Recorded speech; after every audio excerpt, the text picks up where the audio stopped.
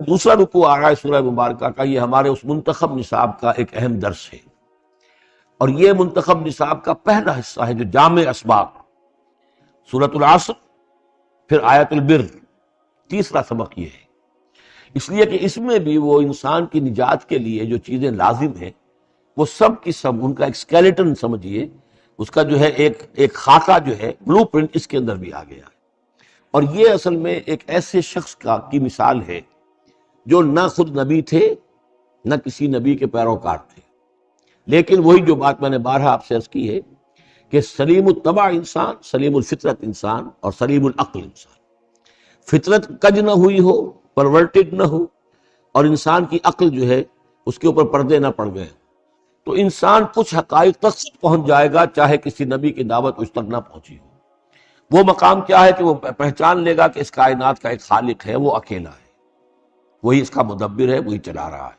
وہ تمام صفات کمال سے بتمام کمال متصف ہے۔ پھر یہ کہ اس نے جو ہمیں پیدا کیا ہے تو زندگی صرف یہ زندگی نہیں ہے بلکہ کوئی اور زندگی بھی ہوگی، اس کے پاس لوٹنا بھی ہوگا، ہم اس کی طرف جائیں گے اور پھر ہمیں اپنے اعمال کا محاسبہ وہاں پر فیس کرنا ہوگا اور جزا و سزا ہوگی۔ یہاں تک انسان پہنچ سکتا ہے، یعنی ایمان ابھی نہ کہیے، ایمان تو تصدیق کو کہتے ہیں، ایمان کا لفظ تو ہوتا ہے جبکہ نبی کی دعوت کی تصدیق کی جائے تو لفظ ایمان ہے، لیکن یوں سمجھیے کہ معرفت یا حکمت، معرفت اور حکمت کے یہ دو سٹیشنز ایسے ہیں کہ جس تک انسان پہنچ جاتا ہے بغیر وحی کی رہنمائی کے، اگر اس کی فطرت سلیم ہے، اس کی عقل سلیم ہے۔ اس کے بعد وہ سوال کرتا ہے، یہی میں نے سورہ فاتحہ میں آپ کو بتایا تھا کہ سورہ فاتحہ دعا ہے، لیکن کس شخص کی دعا ہے؟ عام آدمی کی دعا نہیں ہے،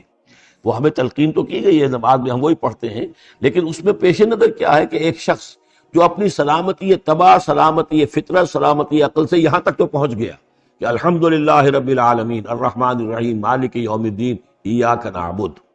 یہاں تک تو وہ پہنچ گیا ہے۔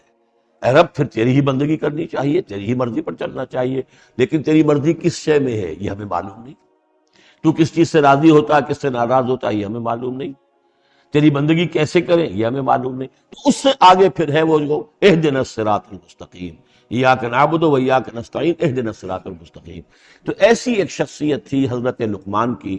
جہاں تک روایات ہیں ان سے معلوم ہوتا ہے کہ یہ حبشی النسل تھے۔ نوبیا ایک جگہ ہے کہ جو سوڈان اور یوں سمجھیے کہ مصر کے تقریباً درمیان یا سرحد پر ہے،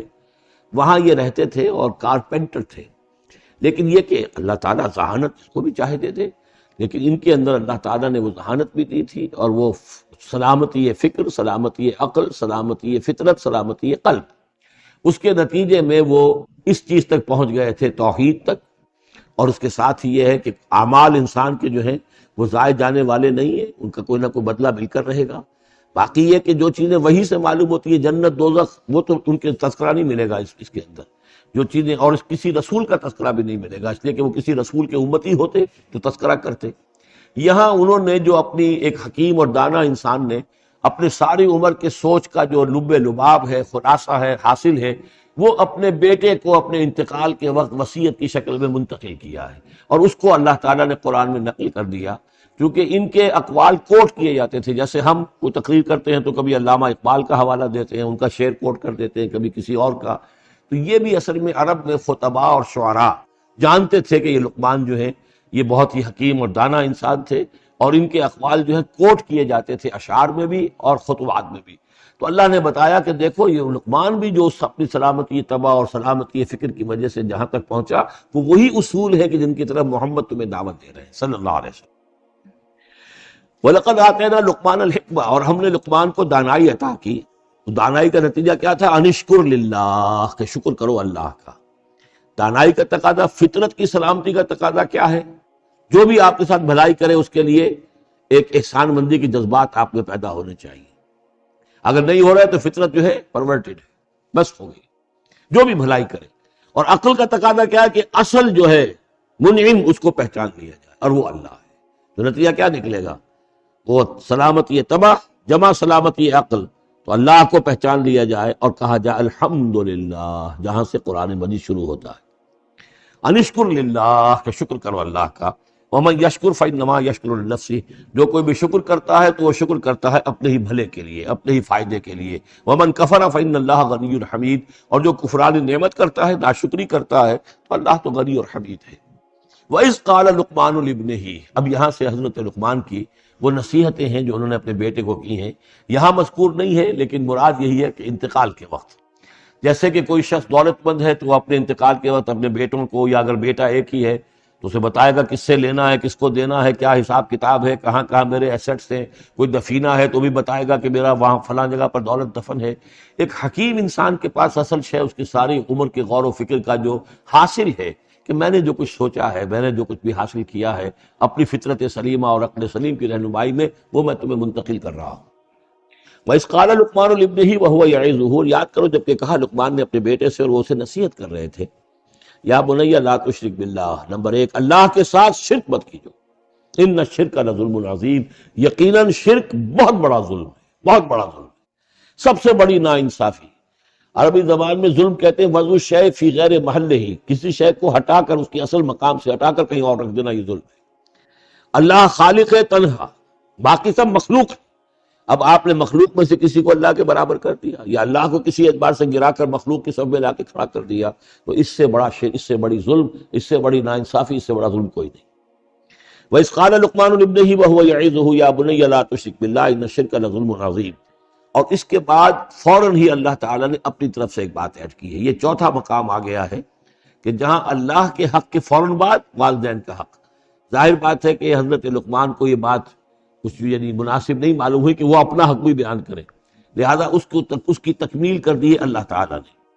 وَوَصَّيْنَا الْإِنسَانَ بِوَالِدَيْهِ، اور ہم نے وصیت کی انسان کو اس کے والدین کے بارے میں، اور والدین میں سے بھی خاص طور پر والدہ، اس لیے کہ زیادہ مشقت وہ جھیلتی ہے، زیادہ تکلیفیں بچوں کی پرورش میں ماں کو برداشت کرنی پڑتی ہے۔ وَوَصَّيْنَا الْإِنسَانَ بِوَالِدَيْهِ حَمَلَتْهُ أُمُّهُ وَهْنًا عَلَى وَهْنٍ، اسے اٹھائے رکھا، وہ جو حمل ہے اس کے اپنے جسم کے اندر اٹھائے رکھا اس نے اس کو، وَهْنًا عَلَى وَهْنٍ، کمزوری پر کمزوری جھیل کر، وَفِصَالُهُ فِي عَامَيْنِ، پھر اس کا دودھ چھڑانا ہوا 2 سال میں سے، پھر یہ کہ پہلے 9 مہینے تو جونک کی طرح اس کے جسم کے اندر خون چوستا رہا، اور اس کے بعد پھر جو ہے دودھ اس کا جو ہے پیا ہے تو وہ بھی اس کی توانائیاں اور اس کی قوت ہی ہے کہ جو دودھ کی شکل میں اس کے لیے غذا بنی۔ ان اشکر لی ولوالدیک، کہ شکر کرو میرا اور اپنے والدین کا، الی المصیر، اور میری طرف تم کو لوٹ کر آنا ہے۔ اب دیکھیے جیسے میں نے وہاں عرض کیا تھا کہ سورہ عنکبوت میں اور اس میں بڑی مناسبت ہے ان دو میں، وہ مضمون اب یہاں بھی آ رہا ہے کہ اگر یہ 2 حق ٹکرا جائیں، ایک حق اللہ کا ہے شرک نہ کیا جائے، ایک حق والدین کے ساتھ حسن سلوک ہے، اب یہ ٹکرا گئے، والدین کہہ رہے ہیں شرک کرو، اب کیا کریں؟ وَإِن جَاهَدَاكَ عَلَىٰ أَن تُشْرِكَ بِي مَا لَيْسَ لَكَ بِهِ عِلْمٌ، اگر وہ تم سے جہاد کریں، تم پر دباؤ ڈالیں، تم سے لڑیں، تم سے جھگڑیں، اور تمہیں مجبور کریں کہ تم شریک کرو اور شرک کرو میرے ساتھ ایسی چیز کا کہ جس کا تمہارے پاس کوئی علم نہیں ہے، فَلَا تُطِعْهُمَا، تو ان کا کہنا مت مانو۔ وہاں پر بھی یہ مضمون آ چکا، یہاں دوبارہ آ گیا کہ ان کے حقوق ایک حد تک ہیں، اس سے آگے بڑھ کر وہ اللہ کے حقوق پر ڈاکہ ڈالنے لگے، بازی بازی بارش بابا ہم بازی، ان کے حقوق اللہ کے حقوق کے برابر نہیں ہو سکتے، ان کے حقوق اللہ کے حقوق سے فائق نہیں ہو سکتے، اس کے نیچے نیچے، تو شرک نہیں۔ البتہ یہاں یہ ذہن میں رکھیے کہ شرک صرف بت پرستی کو نہیں کہتے، لا تشرک، شرک کی کوئی قسم بھی ہو، اب اللہ کے کسی ایک حکم کو اگر والدین کہتے ہیں توڑ، اس کا کیا مطلب ہے؟ یہ شرک کا حکم دے رہے ہیں، اس لیے کہ آپ نے والدین کے کہنے پر اللہ کے حکم کی خلاف ورزی کی، اس کا مطلب ہے کہ آپ نے مطاع اور معبود والدین کو بنا لیا۔ نفس کے کہنے پر آپ حرام کے اندر منہ مار رہے ہیں تو آپ کا جو حرام جو دولت ہے وہ آپ کا معبود ہے، اور آپ کا نفس آپ کا معبود ہے۔ ارأیت من اتخذ الہہ ہواہ، کیا تم نے دیکھا اس شخص کو جس نے اپنی خواہش نفس کو اپنا معبود بنا لیا؟ تو شرک کا مفہوم جو ہے اس کا پورا وسیع مفہوم، اور جیسا کہ اس سے پہلے بھی تذکرہ ہو چکا ہے، اس پر الحمدللہ کہ میں نے تقریباً 20 سال پرانی بات ہے یہ، کہ میں نے اقسام حقیقت و اقسام شرک پر 6 گھنٹے کے کیسٹس جو ہیں میرے وہ ریکارڈڈ ہیں اور موجود ہیں، تو اس حوالے سے اس کو یہ نہیں سمجھنا چاہیے کہ شرک سے مراد صرف بت پرستی ہے۔ تشرک بی ما لیس لک بہ علم فلا تطعہما، لیکن دیکھیے یہ ہے اللہ تعالیٰ کی تعلیم، اس کے اندر کیا توازن ہے۔ اس کا یہ مطلب نہیں ہے کہ والدین کے سارے حقوق ہی ساقط ہو گئے۔ اگر والدین مشرک ہیں، تمہیں شرک کرنے کا حکم دے رہے ہیں، تو ان کا یہ حکم تو نہیں مانو گے، لیکن ان کے ساتھ حسن سلوک پھر بھی کرنا ہے۔ والد تو ہے نا، وہ والدہ تو ہے نا، وصاحبہما فی الدنیا معروفا، دنیا میں ان کے ساتھ رہو بہتر انداز میں، صحیح انداز میں خدمت ان کی کرو، اگر انہیں ضرورت ہے تو اپنا مال ان پر خرچ کرو۔ اس کے اندر یہ نہیں ہوگا کہ سارے حقوق ساقط ہو گئے، اب انہیں گالیاں دینی شروع کر دو یا ان کو جو ہے ستانا شروع کر دو، نہیں۔ لیکن اگر وہ اللہ کے حکم کے خلاف کوئی حکم دیتے تو مت مانو۔ وَاتَّبِعْ سَبِيلَ مَنْ أَنَابَ إِلَيَّ، اور پیروی کرو اس شخص کے راستے کی کہ جو میری طرف اپنا رخ کر چکا ہے۔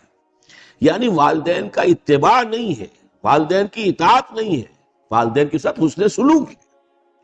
اطاعت ہوگی اگر اللہ کی اطاعت کے مطابق، اس کے دائرے کے اندر تو اطاعت بھی ہوگی، لیکن بالفعل اور آزادانہ کوئی اطاعت نہیں والدین کی۔ کہیں بھی قرآن مجید میں نہیں آیا اپنے والدین کی اطاعت کرو۔ کیا حکم دیا گیا؟ حسن سلوک، نیک سلوک، ان کی ضرورت، ان کی خبرگیری ہے، ان کی خدمت ہے، ان کی ضروریات کا لحاظ رکھنا، اس کا حکم ہے۔ باقی پیروی کرو اس شخص کی جس نے اپنا رخ میری طرف کر لیا ہے، وہ کوئی بھی ہے۔ پہلے انبیاء ہوتے تھے، انبیاء کی پیروی کرو، اب انبیاء نہیں ہیں، انبیاء کے خادم ہیں۔ انبیاء کی امتوں میں جو شخص بھی اٹھا ہے دین کی دعوت لے کر، جس نے اپنا رخ کر لیا ہے، جس نے کہا میں چل رہا ہوں اللہ کے راستے میں، کون میرا ساتھی بنتا ہے، تو پیروی کرو اس کی۔ وَاتَّبِعْ سَبِيلَ مَنْ أَنَابَ إِلَيَّ، پیروی کرو اس شخص کے راستے کی جس نے اپنا رخ میری طرف کر لیا ہے۔ ثُمَّ إِلَيَّ مَرْجِعُكُمْ، پھر میری ہی طرف تم سب کا لوٹنا ہے۔ والدین بھی یہیں آ جائیں گے میرے پاس، تم بھی آ جاؤ گے۔ فَأُنَبِّئُكُم بِمَا كُنتُمْ تَعْمَلُونَ، پھر میں تمہیں جتلا دوں گا جو کچھ کہ تم کرتے رہے تھے۔ اب یہاں بیچ میں جو آگے اللہ کی طرف سے آگے آئی، حضرت لقمان کی نصیحت صرف ابھی ایک آئی تھی، یا بنی لا تشرک باللہ ان الشرک لظلم عظیم، اے میرے بچے شرک مت کرنا اللہ کے ساتھ، اس لیے کہ شرک جو ہے بہت بڑا ظلم ہے، بہت بڑی ناانصافی ہے۔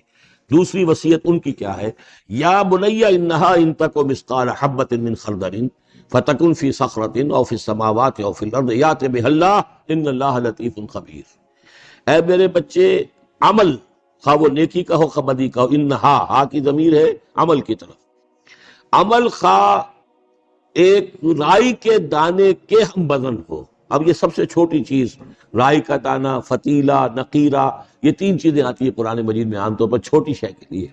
لا یظلمون فتیلہ، لا یظلمون نقیرہ، اور یہ کہ رائی کا دانہ بہت چھوٹا۔ تو چاہے وہ نیکی یا بدی ہو، رائی کے دانے کے ہم وزن، اور پھر فتکن فی صخرۃ، وہ کسی پہاڑ کی، کسی چٹان کے پیٹ میں جا کر، کسی کھو کے اندر جا کر وہ عمل کیا گیا، اور فی السماوات، یا آسمانوں میں کیا گیا ہو۔ اب تو آسمانوں میں ہے نا، آپ خلا میں جا کر وہ عمل کر رہے ہیں، تو پھر اب تو انسان جو ہے وہاں تک پہنچ گیا ہے۔ اور فی الارض، یا زمین کے پیٹ میں گھس کر کیا گیا ہو، یأت بہ اللہ، اللہ اسے لے آئے گا۔ یعنی انسانی اعمال، انسان اشرف المخلوقات ہے، اور انسانی اعمال ایسی گھٹیا چیز نہیں ہے کہ ایسے ضائع کر دے اللہ، چاہے وہ نیکی ہے چاہے بدی۔ فَمَن يَعْمَلْ مِثْقَالَ ذَرَّةٍ خَيْرًا يَرَهُ وَمَن يَعْمَلْ مِثْقَالَ ذَرَّةٍ شَرًّا يَرَهُ، لیکن عمل ضائع نہیں ہوگا، چاہے وہ رائی کے دانے کے برابر ہو، پھر چاہے وہ کسی چٹان میں گھس کر کیا گیا ہو، کسی پہاڑ کی کھو میں کیا گیا ہو، چاہے وہ خلا اور فضا کی پہنائیوں میں کیا گیا ہو، چاہے وہ زمین کے اندر سرنگ کھود کر کیا گیا ہو، یأت بہ اللہ ان اللہ لطیف خبیر، یقیناً اللہ تعالیٰ باریک بین ہے، باخبر ہے۔ اب دو چیزیں آ گئیں، اللہ کے ساتھ شرک نہیں، اور اعمال کے بارے میں دیکھ لو، نیکی اور بدی کے نتائج نکل کر رہیں گے۔ اس سے آگے بعد سے بعد الموت کا یہاں تذکرہ نہیں ہے، اس سے بعد جنت اور دوزخ کا، اس لیے کہ یہ چیزیں معلوم ہوتی ہیں پھر نبی کے بتانے سے۔ اصولی طور پر جو چیز حکمت سے انسان جہاں تک پہنچ سکتا ہے وہ دو ہے، ایک خالق اور اس کے ساتھ شرک نہ ہو، اور نمبر دو اس اعمال انسانی ان کا ضرور بدلہ ملے گا۔ اب اس کے بعد تیسری بات، یا بنی اقم الصلاۃ، نماز قائم رکھ، یعنی جس اللہ کو تم نے پہچان لیا ہے، اب محض ایک مرتبہ پہچان لینا کافی نہیں ہوگا، اسے یاد رکھنا ضروری ہے، ورنہ شیطان تمہیں ورغلائے گا، تمہیں ادھر ادھر سے جو ہے تمہارا نفس تمہیں غلط راستے پر ڈال دے گا، جب تک کہ یہ ایمان باللہ مستحضر نہ رہے ذہن کے اندر۔ اور ایمان باللہ کو مستحضر رکھنے کے لیے ذکر ہے جو ہم پڑھ چکے ہیں، اتل ما اوحی الیک من الکتاب واقم الصلاۃ ان الصلاۃ تنہی عن الفحشاء والمنکر۔ لہذا اب نماز کون سی تھی وہ ہم نہیں جانتے، لیکن کوئی ذریعہ ایسا ہونا چاہیے کہ تم اللہ کو یاد کیا کرو۔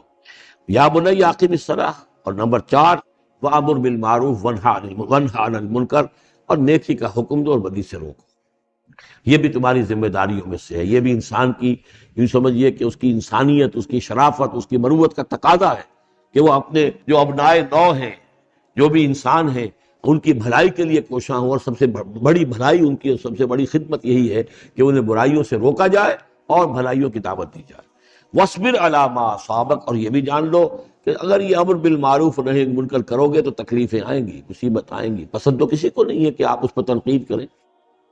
اگر آپ کسی بچے کو بھی سڑک پر کھیل رہا ہو، گلی میں کھیل رہا ہو، اگر آپ اس سے کہہ دیں کہ بیٹے یہ کوئی کرکٹ کھیلنے کی جگہ نہیں ہے، کسی کی گاڑی کا شیشہ توڑو گے تم، تو آپ دیکھ لیجئے پھر کیا آپ کا وہ اس کو کیا جواب دے گا آپ کو۔ اسی لیے آپ بولتے ہی نہیں ہیں کہ اپنی عزت لے کر وہاں سے نکل جائیں۔ تو کسی کو بھی نصیحت پسند نہیں ہے، حق کڑوا ہے، لہذا آپ اگر حق کہنا ہے اور نصیحت کرنی ہے تو پھر تیار رہو کہ وہ ممکن ہے تمہیں پلٹ کر گالی دے دے،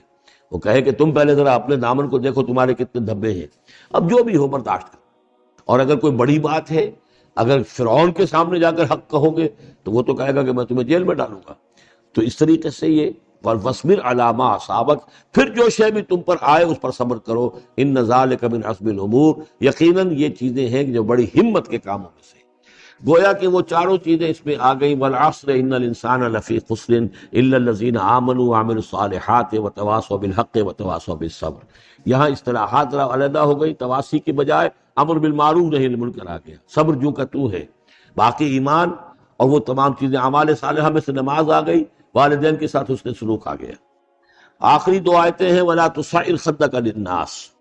اور دیکھو اپنے گالوں کو پھلا کر مت رکھو لوگوں کے سامنے، یعنی تکبر اور غرور، اس انداز میں رہنا۔ وَلَا تَمْشِ فِي الْأَرْضِ مَرَحًا، اور تم زمین میں اکڑ کر نہ چلو۔ ان اللہ لا يحب كل مختال فخور، یقیناً اللہ تعالیٰ کو جو اکڑنے والے ہیں، اور یہ مختال بنا ہے خیل سے، خیل کہتے ہیں گھوڑے کو، گھوڑے کی چال میں ایک تمکنت ہوتی ہے، تو جب انسان بھی بڑی تمکنت کے ساتھ چلتا ہے تو وہ گویا کہ اختیال بن گیا۔ لا يحب كل مختال فخور، شیخی خورے، فخر کرنے والے، اکڑنے والے اللہ کو پسند نہیں ہے۔ یہ مضمون سورہ بنی اسرائیل میں بھی آ چکا ہے۔ وَلَا تَمْشِ فِي الْأَرْضِ مَرَحًا إِنَّكَ لَن تَخْرِقَ الْأَرْضَ وَلَن تَبْلُغَ الْجِبَالَ طُولًا، تم کتنا ہی پاؤں مار کر چلو ہماری زمین کو پھاڑ نہیں سکتے، اور کتنی گردن اکڑا لو، اونچے ہو جاؤ، سینہ تان لو اور اوپر ترا بھی چڑھا لو، لیکن یہ کہ تم پہاڑوں کی اونچائی تک نہیں پہنچ سکتے۔ آخری بات فرمائی وَاقْصِدْ فِي مَشْيِكَ، اپنی چال میں میانہ روی اختیار کرو۔ یہ میانہ روی ہر اعتبار سے، چال میں بھی، خرچ میں بھی۔ والذین اذا انفقوا لم یسرفوا ولم یقتروا وکان بین ذلک قواما، یہ ایک میچور شخصیت کا کہ اس کے اندر ہر اعتبار سے معلوم و توازن ہو، انتہا پسندی کسی بھی اعتبار سے نہ ہو۔ واقصد فی مشیک واغضض من صوتک، اور اپنی آواز کو پست رکھو۔ اس کا مطلب کیا ہے کہ کہیں کوئی آرگومنٹ ہے کہ جھگڑا ہو گیا ہے تو آواز کو بلند کرنے کی کوشش نہ کرو، بات اپنی کرو۔ عام طور پر یہ ہوتا ہے کہ جب آدمی دیکھتا ہے کہ میری دلیل تو کمزور پڑ گئی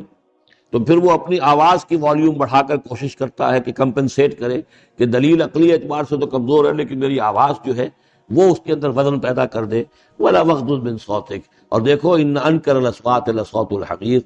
آواز جو گدھے کی ہوتی ہے وہ ڈھیچو ڈھیچو جب کرتا ہے تو بلند تو وہ بہت ہوتی ہے لیکن کس قدر ناپسندیدہ آواز ہے، کتنی ناپسندیدہ آواز ہے۔ تو آواز کی بلندی کوئی حسن نہیں ہے، اصل تو یہ شے ہے کہ آپ جو بات کہیں وہ وزنی ہو، وہ دلیل کے ساتھ ہو، اور وہ آپ اپنی بات کو منوا سکیں اس کے حوالے سے۔ تو یہ ہے 8 آیات پر مشتمل جو رکوع ہے، یہ دوسرا رکوع سورہ مبارکہ کا، یہ ہمارے اس منتخب نصاب کا تیسرا سبق ہے۔